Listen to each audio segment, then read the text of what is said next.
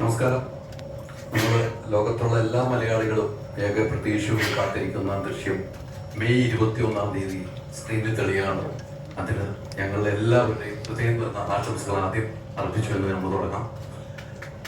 കാലട്ട ദൃശ്യം ഈ പറഞ്ഞതുപോലെ 21 ഫസ്റ്റും സെക്കൻഡും കണ്ട് 13 വർഷം മുമ്പ് ഒരു 4 വയസ്സുകാരൻ ആ ബുദ്ധിയോടുകൂടി, എനിക്കതിലും ഒരു വയസ്സുണ്ട്, 4-4 ക്ലാസ്സുകാരന്റെ ബുദ്ധി, 4 വയസ്സ് എനിക്കല്ല, 4 ക്ലാസ്സുകാരന്റെ ബുദ്ധി, ആ ബുദ്ധി വളർന്ന് ഇപ്പോൾ 26 നിൽക്കുമ്പോൾ എവിടെ എത്തിയിരിക്കുകയാണ് ആ ബുദ്ധി.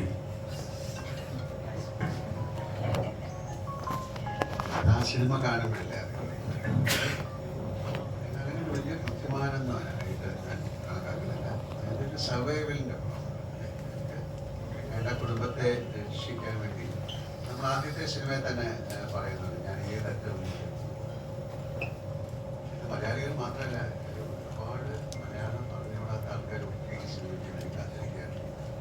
പല ഭാഗത്തും സഞ്ചരിക്കുന്നവരൊക്കെ ഇത് ദൃശ്യം ഹിന്ദിയിൽ കണ്ട ആൾക്കാരുണ്ട്, തെലുങ്കിൽ കണ്ട ആൾക്കാരുണ്ട്. ഇവരൊക്കെ ദൃശ്യത്തിൽ കാണാൻ വേണ്ടി കാത്തിരിക്കുകയാണ്.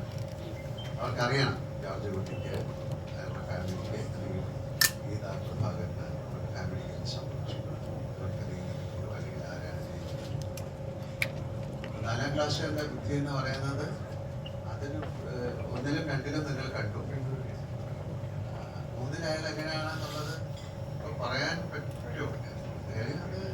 എന്തായാലും അതിനൊരു കൾമിനേഷൻ എന്ന് പറയാം. അതിനൊരു എല്ലാവർക്കും ഉള്ള പോലെ ഒരു ഭയത്തോടെ ജീവിക്കുന്ന ഒരാളാണ്. ആ ട്രെയിലറിലൊക്കെ അത് പറയുന്നുണ്ട്, എനിക്ക് ഭയമാണ്, എൻ്റെ പുറകിൽ ഒരുപാട് ആൾക്കാരുണ്ട്. ആ ഭയത്തോട് ജീവിക്കുന്ന ഒരാൾക്ക് എങ്ങനെയെങ്കിലും അത് സ്റ്റോപ്പ് ചെയ്യണമെന്ന് ഭയങ്കര ആഗ്രഹമുണ്ട്. ഈ 13 വർഷമുള്ള കുട്ടികൾ 13 വയസ്സ് കൂടിയിരിക്കുന്നത്. അപ്പോൾ അവർ ഒരുപാട് ചോദ്യങ്ങൾ അവർ ചോദിച്ചു തുടങ്ങി. അതിനൊക്കെ ഞാൻ ആൻസർ ചെയ്യണം. പിന്നെ ഒരു ക്രൈമ് ഞാൻ ഇതിനെക്കുറിച്ച് പറയുന്നില്ല. എത്രയോ കാര്യങ്ങൾ 10-20 വർഷമൊക്കെ കഴിഞ്ഞിട്ട് തെളിയിക്കപ്പെട്ടിട്ടുണ്ട്. അപ്പോൾ അതിൻ്റെ ഒരു പേടിയിൽ ജീവിക്കുന്ന ഒരാളാണ് അയാൾ. അതിനെ എങ്ങനെ കാണുന്നു, അതിനെ എങ്ങനെ അത് പ്രതികരിക്കുന്നു എന്നുള്ളതാണ് ദൃശ്യം 3. എന്തായാലും അതിന് മോശം സിനിമയാകാൻ സാധ്യതയില്ല. അതിനെക്കുറിച്ച് സിനിമ ഉണ്ടാക്കാൻ പറ്റില്ല. അതുകൊണ്ട് അതിനെ കൂടുതൽ കാര്യങ്ങൾ പറയാനായിട്ട് ചിത്രത്തെ കൊടുക്കാം. കൂടുതൽ കാര്യം അല്ല, ഇതിനകത്ത് അഭിനയിച്ചാലല്ലേ അവിടെ പോയിരിക്കുന്നത്. പുള്ളിക്കറിയാൻ കണ്ട ക്ലൈമാക്സ് പുള്ളിയോട് വെച്ചാൽ ഇതിനകത്ത് അഭിനയിച്ചിട്ടുണ്ട്. ഏറ്റവും പ്രധാനപ്പെട്ട ഒരു കാര്യം പറഞ്ഞു,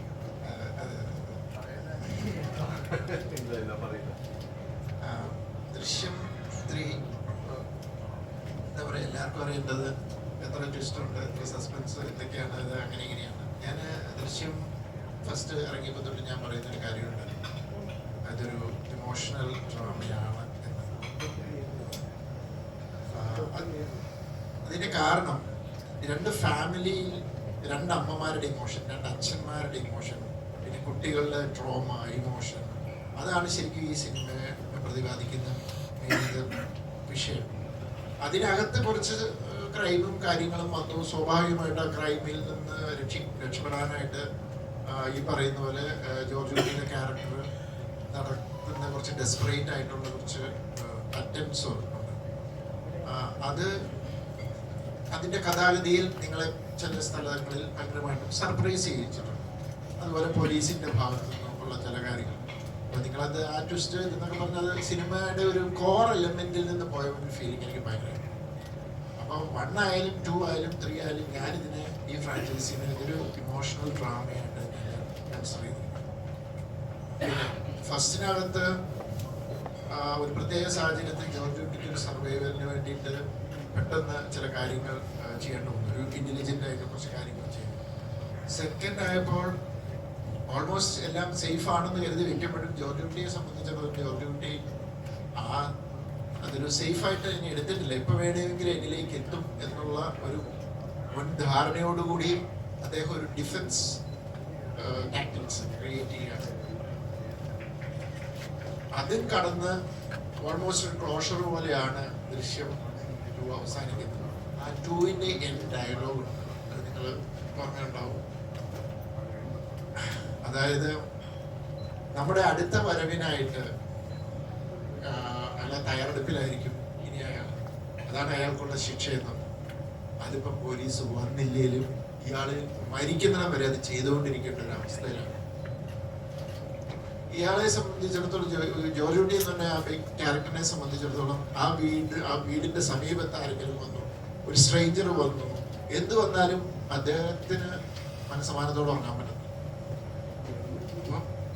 പതുക്കെ പിന്നെ കാലം മാറിയതനുസരിച്ച് മാറ്റത്തിനനുസരിച്ച് പിള്ളേർ വളർന്നു, അവരുടെ ചോദ്യങ്ങൾ ഉണ്ടാവാം. പിന്നെ നമുക്ക് പ്രായം മാറുന്നതോറും മച്യൂരിറ്റി കൂടാം, ചിലപ്പം പഴയ കോൺഫിഡൻസ് നഷ്ടപ്പെടാം, അപ്പോൾ ഭയം പുറത്തു വരാം, അതുവരെ കാണിക്കാത്ത ഭയങ്ങൾ പുറത്തു വരാം, അങ്ങനെയൊക്കെ സംഭവിക്കാം. അപ്പോൾ ദൃശ്യം 3 എന്ന് പറയുന്നത് കുറച്ചുകൂടെ ജോർജ് കുട്ടിയിലെ ക്യാരക്ടറിലേക്ക് പോയി ആ ജോർജ് കുട്ടിയുടെ ഇമോഷനിലൂടെയാണ് ട്രാവൽ ചെയ്യുന്നത്. അപ്പോൾ ദൃശ്യം 3യെ കുറിച്ച് എനിക്ക് പറയാനുള്ളത് മെയ് 21 ലാലേട്ടന്റെ ബർത്ത്ഡേ ആണ്. ബർത്ത്ഡേ സ്പെഷ്യൽ ആയിട്ടും കൂടെയാണ് ദൃശ്യം 3 എത്തുന്നത്. അപ്പൊ അതിന്റെ ഒരു പ്ലാനിങ് എങ്ങനെയാണ്, ശരിക്കും എങ്ങനെയാണ് ഈ സ്റ്റേറ്റിലേക്ക് വന്നത്?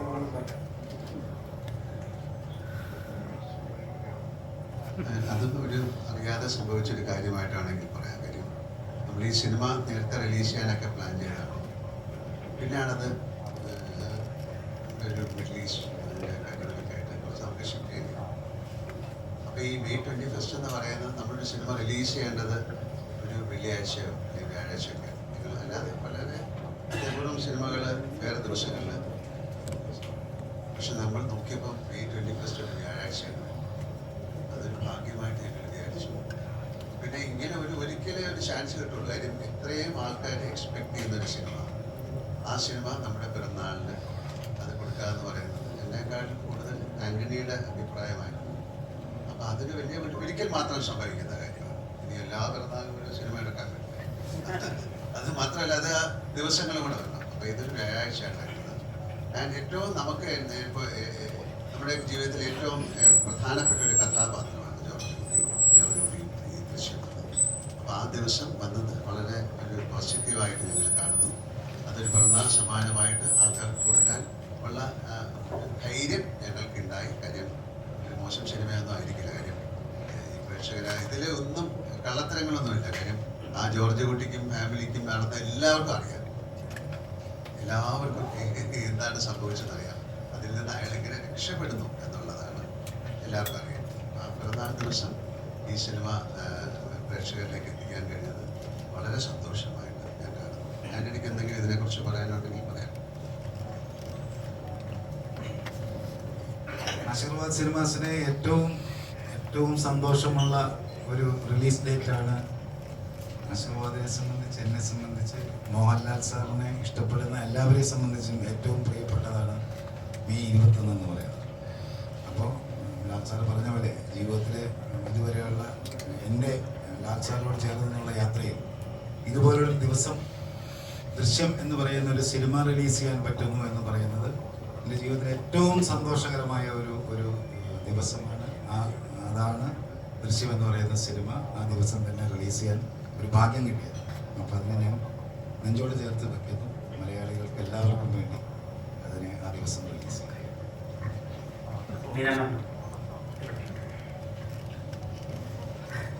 ഈ ബാഹുബലി 1 ഇറങ്ങിയ സമയത്ത് ബാഹുബലി 2 ഒരു സമയം ഉണ്ടായിരുന്നില്ല. അപ്പൊ എല്ലാവരും ചോദിച്ചിരുന്നു എന്തിനാണ് കട്ടപ്പ ബാഹുബലിയൊക്കെ വന്നത്. അപ്പോൾ അത് ഭയങ്കര വൈറലായ ചോദ്യമായിരുന്നു. അതുപോലെയുള്ള ഒരു ചോദ്യമാണ് ജോർജ് കുട്ടി പിടികൊടുക്കുമോ എന്നുള്ളത്. ഈ രഹസ്യം ഇപ്പൊ ഏകദേശം 13 വർഷത്തോളമായിട്ട് ഇത് കയ്യിൽ വെച്ചുകൊണ്ടിരിക്കുകയാണല്ലോ. ഓരോ കുറച്ച് വർഷം കഴിയുമ്പോൾ ഈ സീക്രട്ട് ഇങ്ങനെ ഹോൾഡ് ചെയ്ത് പിടിക്കണത്. ഇപ്പോൾ 3യുടെ സീക്രട്ടും അറിയാവുന്ന വളരെ ചുരുക്കം ചിലരിൽ ഒരാളായിരിക്കുമല്ലോ. ഇതിന്റെ ഒരു പ്രശ്നമുണ്ടല്ലോ, ആരോട് ഷെയർ ചെയ്യാനും പറ്റില്ല, എന്നാൽ ഒരു വലിയ കാര്യം അറിയുകയും ചെയ്യാം. അതിനെ എങ്ങനെയാ ഉൾക്കൊള്ളുന്നത്? 3യുടെ 1ന്റെയും 2യിലൂടെയും കഴിഞ്ഞപ്പോഴത്തേക്ക് എല്ലാവർക്കും അറിയാം എന്താണ് ആ ചോദ്യത്തിനകത്ത് ഒരു പ്രശ്നം എന്താണെന്ന് വെച്ചാല്, ഇപ്പൊ ആ 1ന്റെയും 2യിലും സൂക്ഷിച്ചു പോലെ രഹസ്യമൊന്നും ഇവർക്ക് സൂക്ഷിക്കണ്ട. കാരണം എല്ലാവർക്കും അറിയാം, പോലീസിനറിയാം, നാട്ടുകാർക്കറിയാം എന്താണ് സംഭവിച്ചത്. തെളിവില്ലാത്തതുകൊണ്ടാണ് ഭാഗത്ത് പോകാത്തതെന്നും അറിയാം. അതാണ് അവസ്ഥ. അതേ ഉദ്ദേശം ഞാൻ പറയാം. ഈ 2യിലൊക്കെ ചോദിച്ചപ്പോൾ പറഞ്ഞില്ലേ, അതുപോലെ 3യിലെ കാര്യങ്ങൾ അറിയാൻ വേണ്ടി ചോദിച്ചാൽ അത് റാണിക്ക് അങ്ങനെ രഹസ്യങ്ങളിപ്പോൾ സൂക്ഷിക്കേണ്ട കാര്യമില്ല. കാര്യം ഓൾറെഡി രണ്ടാമത്തെ എല്ലാ കാര്യവും പറഞ്ഞു. എന്തെങ്കിലും പറയാനുണ്ടെങ്കിൽ? വളരെ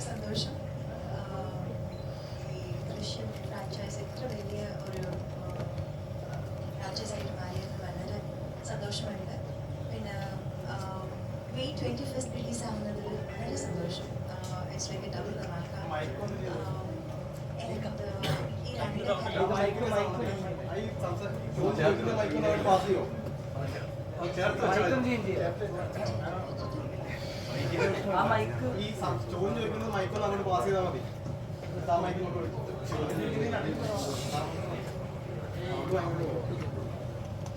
ഹലോ ഇതൊക്കെയാണോ?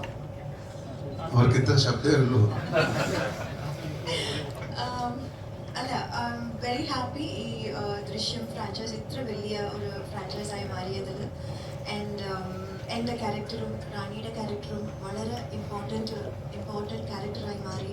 ഇത്ര ഒരു ഡെപ്തുള്ള ഒരു ക്യാരക്ടറായി മാറിയതിൽ വളരെ സന്തോഷം. പിന്നെ May 21st റിലീസാവുന്നതിൽ വളരെ വളരെ സന്തോഷം. It's like a double dhamaka, releasing the biggest franchise Drishyam 3 on Lalitan's birthday. And Drishyam 3-ൽ ഞാൻ പറയാന്നുള്ളത് it's more of emotional and emotional play ആണ് between the two families. Anyway ഇതിനെ കൂടുതൽ ഒന്നും പറയാൻ പറ്റില്ല. I'm very very happy, very excited, and thank you for all that love and support. So Drishyam 3 കൂടി വളരെ വലിയൊരു ഇതുപോലെ തന്നെ ദൃശ്യം 1 and 2 പോലെ തന്നെ വലിയൊരു എന്താ പറയുക ബിഗ്ഗസ്റ്റ് സൂപ്പർ ഡൂപ്പർ ഹിറ്റ് ആകും. നിങ്ങളുടെ എക്സ്പെക്റ്റേഷൻസ് പൂർത്തി ചെയ്യാൻ ഞങ്ങൾ ശ്രമിച്ചു. I hope you all like the film and love the film like D1 and D2. Thank you so much.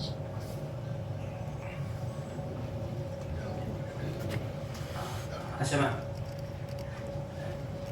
ഇപ്പോൾ മലയാളത്തിലെ ഏറ്റവും വലിയൊരു മഹാനടൻ ഓപ്പോസിറ്റ് നിൽക്കുക, അത് ഒരു പാരമ്പര്യം പോലെ കൊണ്ടുപോവുക 2 സിനിമകളിൽ. 3ാമത്തെ സിനിമയിലേക്ക് എത്തുമ്പോൾ അതിൽ ഒരു പ്രതീക്ഷകളും ഗീതപ്രഭുകാർ പ്ലാനിങ്ങുകൾ എന്തായിരിക്കും എന്നൊക്കെ അറിയാനൊരു നമുക്ക് പ്രേക്ഷകർ എന്നുള്ള രീതിയിലൊരു ശരാശരി പ്രതീക്ഷ ഉണ്ടല്ലോ. അപ്പോൾ ഈ തിരക്കഥ പറയുമ്പോഴും അല്ലെങ്കിൽ ഐഡിയ പിച്ച് ചെയ്യുമ്പോഴും ഗീതപ്രഭുകാർ ഈ വട്ടം എത്രമാത്രം സ്ട്രോങ് ആണ് അങ്ങനെ വെച്ചൊരു പാരാമീറ്റർ ഉണ്ടാവുമല്ലോ, അത് റീച്ച് ചെയ്തിട്ടുണ്ടോ?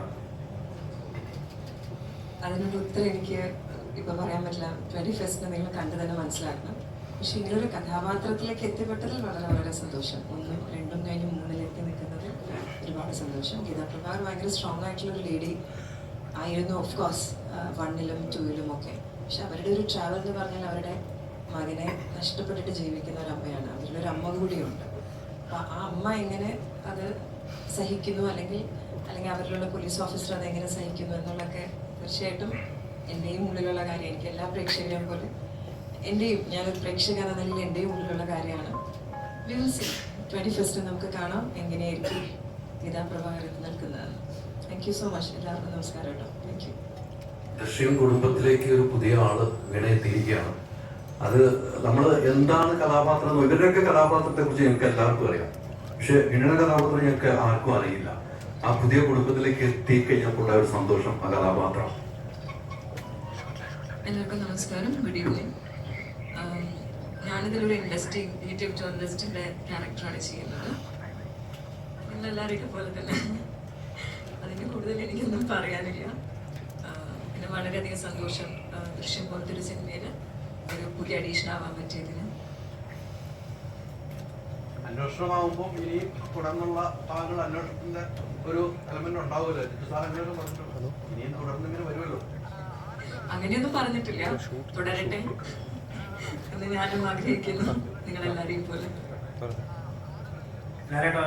ക്വസ്റ്റ്യൻ ചോദിക്കുന്നതിന് മുന്നേ ഒരു കാര്യം പറയണം. ഷർട്ട് അടിപൊളിയായിട്ടുണ്ട്.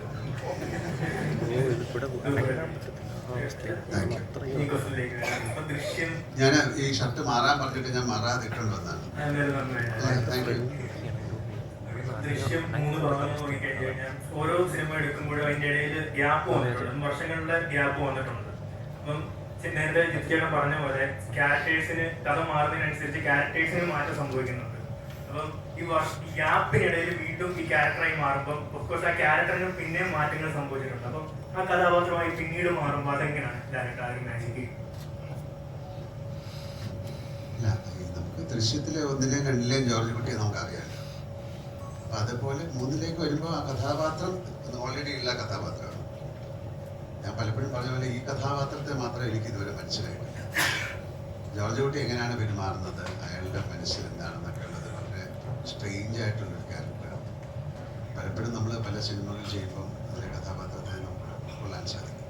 പക്ഷെ ഇതുവരെ എനിക്ക് മനസ്സിലാകാത്ത, എനിക്ക് പിടി തരാത്ത ഒരാളാണ് ജോർജ് കുട്ടി. കാര്യം അയാൾക്ക് ഭയം എന്ന് പറഞ്ഞപ്പോൾ എനിക്ക് സങ്കടം വന്നു. കാര്യം ജോർജ് കുട്ടി അങ്ങനത്തെ ഒരാളല്ല. അപ്പോഴാണ് ഞാൻ ആലോചിക്കുന്നത്, ഈ നേരത്തെ പറഞ്ഞ പോലെ അയാൾക്കും ഒരു ഒരു ഒരു കിൽറ്റ് എന്ന് പറയുന്ന ഒരു നരകം പോലെയാണെന്നാണ് കിൽറ്റ് ശ്രഹിക്കൽ. അതിങ്ങനെ നിങ്ങളെ ഹോണ്ട് ചെയ്തുകൊണ്ടിരിക്കും. അയാൾ ഒരു മർഡറൊന്നും ചെയ്ത ആളല്ല, അയാളൊരു ക്രൈം കമ്മിറ്റ് ചെയ്ത ആളല്ല, അയാൾ ആ കുടുംബത്തിന് വേണ്ടി ജീവിക്കുന്ന ആളാണ്. പക്ഷെ എത്ര നാൾ അയാൾ പുള്ളിയും അവരുടെ കുട്ടികൾ ക്വസ്റ്റ്യൻ ചെയ്യാൻ തുടങ്ങുന്നുണ്ട്, എന്താണ് ഞങ്ങൾക്ക് എന്താ സംഭവിക്കുന്നത്, ഇതിനൊരു അവസാനം ഒരു എല്ലാ കുറ്റപ്പെടുത്തലുകളും അയാളിലേക്ക് വരാൻ സാധ്യതയുണ്ട്. കാര്യം നിങ്ങൾ കാരണമാണ് ഞങ്ങളിത് സഹിക്കുന്നത്. അതിൻ്റെ ഒരു കൾമിനേഷൻ, എല്ലാത്തിനും ഒരു അവസാനം വേണം എന്നാഗ്രഹിക്കുന്ന ഒരു കഥാപാത്രമാണ് ജോർജ് കുട്ടി. അപ്പം അങ്ങനെ ആഗ്രഹിച്ചു. അതിന് എന്താണ് സംഭവിക്കുന്നതെന്നുള്ളത് ഇപ്പം എനിക്ക് പറയാം. ജോർജ് കുട്ടിക്ക് എന്ത് സംഭവിച്ചു? ജോർജ് കുട്ടി ഒരു ഭീരുവല്ല. കാര്യം അയാൾക്ക് ഓൾറെഡി അയാൾക്കറിയാം എന്നായാലും ഇത് എക്സ്പെക്ട് ചെയ്തൊരു ലൈക്ക് ഡെത്ത് പോലെയാണ്. മരണം നമുക്ക് സംഭവിക്കുന്ന അറിയാം, പക്ഷെ എന്ത് സംഭവിക്കും നമുക്കറിയില്ല. പക്ഷെ അതിനൊരു ഫിയർ ഉണ്ടാവും, അല്ലേ? ഞാൻ മരിച്ചു കഴിഞ്ഞാൽ എന്ത് സംഭവിക്കുന്നില്ല, അത് അൺഅവോയ്ഡബിൾ ആയിട്ടുള്ളൊരു കാര്യം. അപ്പോൾ അത്തരത്തിലൊരു പ്രത്യേക ഫിലോസഫിയിൽ ജീവിക്കുന്ന ഒരാളായിട്ടാണ് ഞാൻ ജോർജ് കുട്ടിയെ കാണുന്നത്. അയാൾക്കറിയാം എനിക്ക് എന്തെങ്കിലും ഒരു ദിവസം ഇത് സംഭവിക്കും, പക്ഷെ എൻ്റെ കുടുംബത്തിന് അതിൽ ഒന്നും സംഭവിക്കാതെ നോക്കേണ്ട കടമ എനിക്കുള്ളത് കൊണ്ട് I will take the blame എന്ന് പറയുന്ന ഒരു വലിയൊരു ഒരു ഫിലോസഫിക്കൽ ഒരു ചിന്തയുള്ള ഒരാളായിട്ടാണ് ജോർജ് കുട്ടി പറഞ്ഞത്. 4ാം ക്ലാസ്സുകാരൻ്റെ ബുദ്ധിയല്ല, അയാൾ ഇവോൾവ് ചെയ്യുന്നു. ആ ക്യാരക്ടർ ഈ 13 വർഷം കൊണ്ട് അയാൾ ഒരു ഇവോൾവ് ചെയ്തിട്ട് വേറൊരു ഒരു ഒരു ഫിലോസഫിക്കൽ തലത്തിലേക്ക് എത്തുന്നു എന്നാണ് ഞാൻ മനസ്സിലാക്കിയിട്ടുള്ളത്. കൂടുതൽ ഈ കാര്യം ആണെങ്കിൽ ജിദ്ദ് പറയും.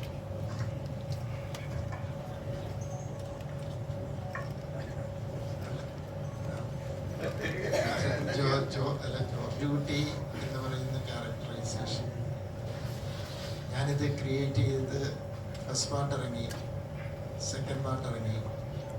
പക്ഷെ കുഴപ്പമെന്ന് വെച്ചാൽ ജോർജ് കുട്ടി ഞാൻ ഉദ്ദേശിക്കാത്ത രീതിയിൽ അല്ലെങ്കിൽ ഉദ്ദേശിച്ച മുകളിലേക്ക് വളർന്ന് കഥാകൃത്തിന്റെ കയ്യിൽ നിന്ന് പോകുക എന്ന് പറയുന്നത് ആ ക്യാരക്ടർ സത്യം പറഞ്ഞാൽ ഇപ്പം അങ്ങനെയാണ് സംഭവിച്ചുകൊണ്ടിരിക്കുന്നത്.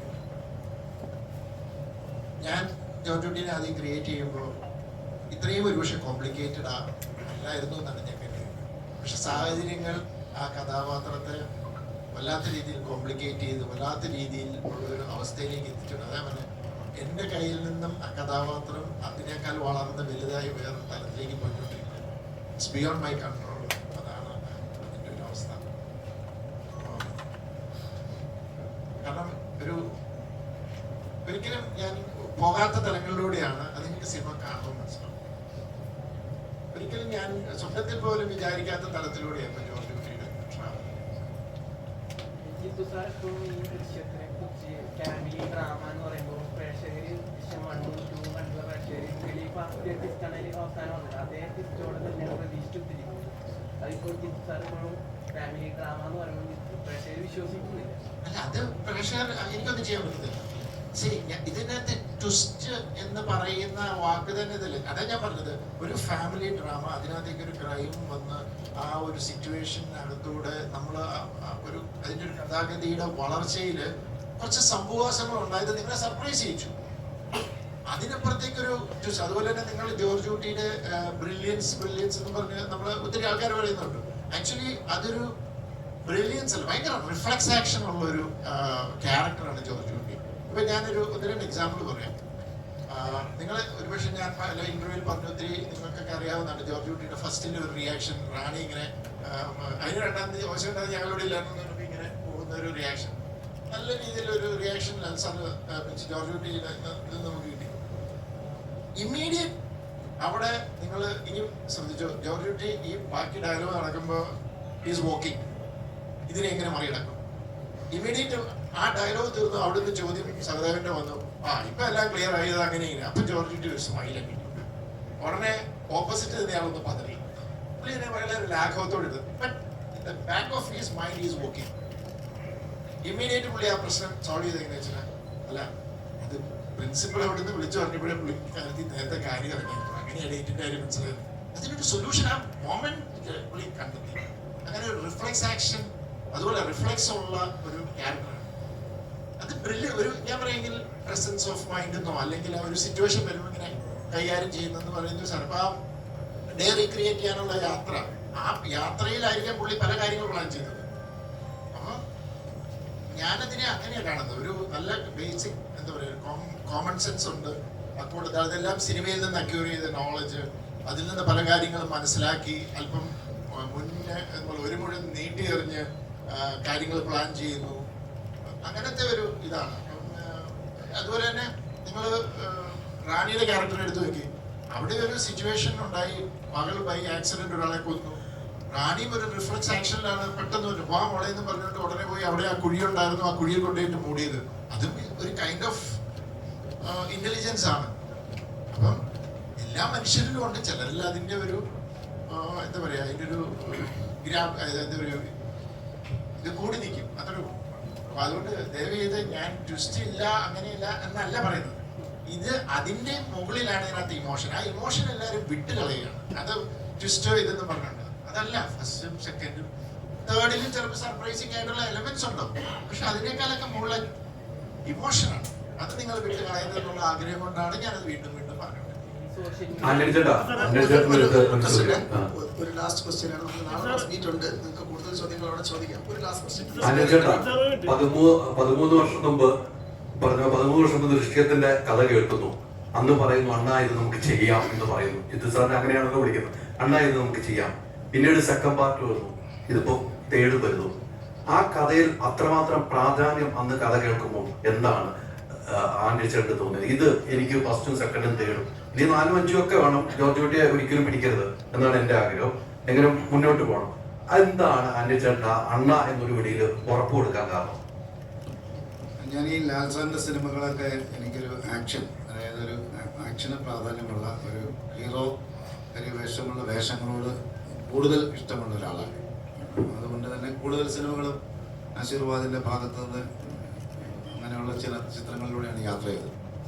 ദൃശ്യത്തിന്റെ ഒരു കഥ കേൾക്കുന്ന സമയത്ത് ഇപ്പം എനിക്ക് ഇഷ്ടമുള്ള ഒരു ഹീറോ, ആ ഹീറോ എന്ന് പറയുന്നത് പ്രത്യേകിച്ച് മോഹൻലാൽ സാറുമായി ചേർന്ന് നിൽക്കുമ്പോൾ എനിക്ക് മലയാളികൾക്ക് ഏറ്റവും വലിയ വിജയങ്ങൾ ഉണ്ടാകുന്ന സിനിമകൾ നിർമ്മിക്കാൻ ഭാഗ്യമുണ്ടാകണമേ എന്ന് വിചാരിച്ചാണ് ഞാൻ ഓരോ ചിത്രത്തെയും സമീപിക്കുന്നത്. അപ്പോൾ ഈ ദൃശ്യം എന്ന് പറയുന്ന സിനിമയുടെ കഥയിൽ അതിനകത്ത് എനിക്കിഷ്ടമുള്ള ഒരു ഹീറോ, ഒരു ഹീറോ പരിവേഷമുള്ള ഒരു നായകനെ ആ സിനിമയുടെ കഥ കേട്ടപ്പോഴേ എനിക്ക് തോന്നിയിരുന്നു, ഞാൻ മനസ്സിൽ കണ്ടിരുന്നു. അപ്പോൾ ആ ഹീറോ എന്ന് പറയുന്നത് നമ്മൾ സാധാരണ അടി മാത്രം കൊടുക്കുന്ന അത് മാത്രമായിട്ടല്ല ഹീറോയിസത്തിന് കാണുന്നത്. അപ്പോൾ അതിനുള്ള എല്ലാ ചേരുവകളും ഉണ്ടായിരുന്ന ഒരു ചിത്രമായിരുന്നു ദൃശ്യത്തിൻ്റെ കഥയിൽ. അതുകൊണ്ട് തന്നെയാണ് ആ 1ാം ഭാഗവും 2ാം ഭാഗവും ഈ 3ാം ഭാഗവും അതിനെല്ലാത്തിനകത്തും നമ്മുടെ മനസ്സിലുള്ളൊരു ഹീറോ അതിനകത്തുണ്ട് എന്നുള്ളത് തന്നെയാണ് ഈ ചിത്രത്തിൻ്റെ 1ഉം 2ഉം വിജയിക്കാൻ കാരണം. 3ാം ഭാഗവും അതുപോലെ തന്നെ തീർച്ചയായിട്ടും നമുക്ക് വിജയിക്കുമെന്നുള്ള പൂർണ്ണ വിശ്വാസത്തോടു കൂടിയാണ് ഈ സിനിമയിൽ സഹകരിച്ചിരിക്കുന്നത്. തീർച്ചയായിട്ടും മുൻപോട്ടും അതുപോലെയുള്ള ഹീറോകൾ തന്നെയുള്ള ഭാഗങ്ങൾ വീണ്ടും ഉണ്ടാകട്ടെ എന്ന് വിചാരിക്കുന്നു. അതിനു വേണ്ടിയിട്ടുള്ള എല്ലാ നമ്മുടെ മനസ്സിലുള്ള കഥകളെല്ലാം പറഞ്ഞു കൊടുത്ത് ജിത്തുവിനെ അതിനെ പ്രേരിപ്പിക്കും എന്നും കൂടി ഈ അവസരത്തിൽ പറയാം.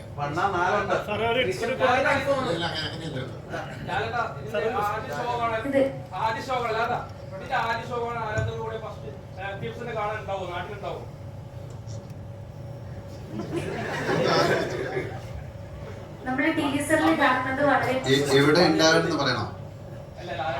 അല്ല, എനിക്ക് ആഗ്രഹമുണ്ട്. അന്ന് എൻ്റെ ബർത്ത്ഡേ ആണ്. അപ്പൊ അതിന് അന്ന് ഇവിടെ വരാൻ സാധിക്കുമെങ്കിൽ ചിലപ്പോൾ കാണും. അങ്ങനെ പറയാൻ പറ്റും. ആഗ്രഹം ഉണ്ടാവില്ല.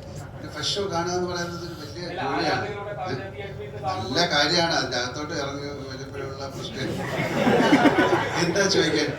അല്ല, അതൊരു അല്ല അദ്ദേഹം കുറേ സമയം ജോർജ് കുട്ടീനെ മേക്ക് ചെയ്ത പോലെയാണ് സഹദേവനെ മേക്ക് ചെയ്തത്.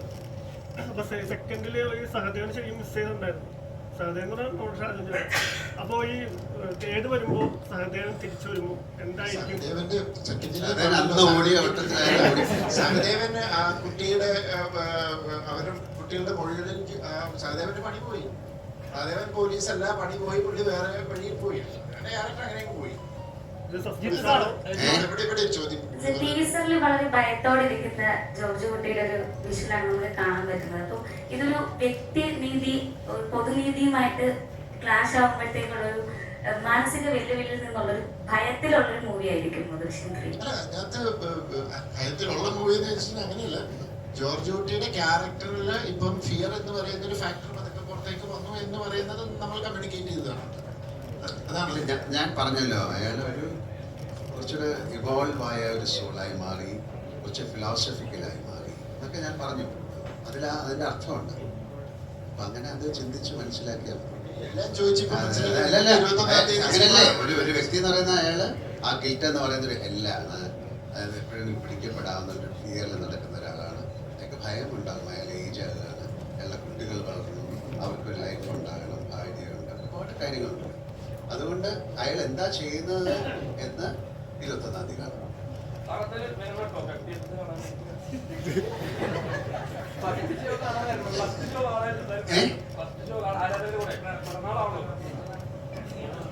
ഞാൻ വരണോ, നിൽക്കണോ, പോണോ? ഉറപ്പ് പറഞ്ഞ് ചെയ്യണ്ടേ? അപ്പൊ അത് അന്ന് എന്നിട്ട് അത് ചെയ്യാൻ പറ്റിയില്ലെങ്കിൽ ഭയങ്കര മോശമല്ല. വരും, വരാതിരിക്കാം. ഇനി വന്നില്ലെങ്കിൽ വൈകുന്നേരം ഒന്ന് കേക്ക് കിട്ടിയ രാവിലത്തെ ഷോയ്ക്ക് വന്നില്ലെങ്കിലും അങ്ങനെ നിങ്ങൾ ചെയ്തോ. ഇയാളെ ഇതില് ഭയങ്കര പ്രധാനപ്പെട്ട റോൾ അഭിനയിച്ച ഏറ്റവും പുള്ളി സിനിമ കാണുമ്പോഴും അതെ ഭയങ്കര ഞാൻ കാരണമാണെങ്കിൽ ഇത് സംഭവിച്ചെന്ന്. വേറെ നമുക്ക് വൈകിട്ടൊരു കേക്ക് കട്ടിയ. Okay, thank you very much. ഞങ്ങൾ ഇവിടെ തന്നെ ഇരിക്കാം.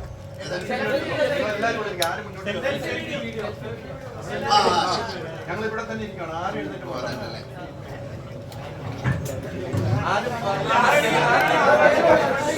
അവിടെ തന്നെ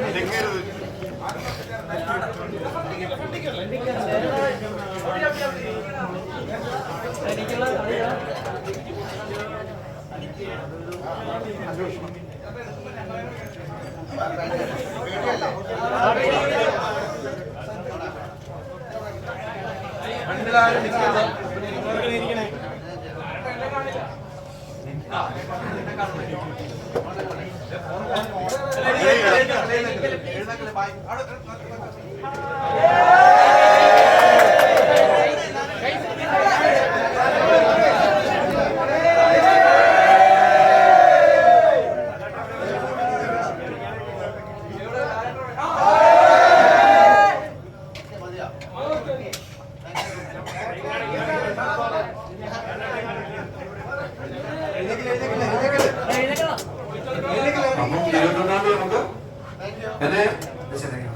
ഉറപ്പാണോ? നീ കാണാൻ അതില്ലോ